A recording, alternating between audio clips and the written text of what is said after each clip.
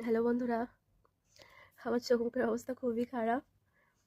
প্রচণ্ড ঠান্ডা লেগেছে, তাই জন্য কোনো ভিডিও দিতে পারছি না। ডাক্তার দেখিয়েছি, ওষুধ খাচ্ছি। এত ঠান্ডা লেগেছে না, দম নিতে কষ্ট হচ্ছে। আজকে অনেক দিন পর আমি ভিডিও করছি।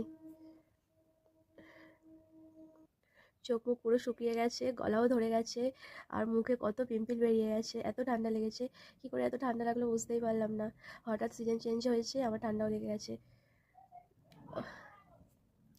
তোমাদের সাথে কথা বলছি, তাই আমার দম নিতে কষ্ট হচ্ছে, তাই জন্য এতদিন ভিডিও করতে পারিনি।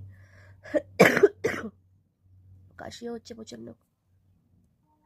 এখন আমি স্নান করতে যাব, জল গরম করব। ডাক্তার বলেছে গরম জলে স্নান করতে।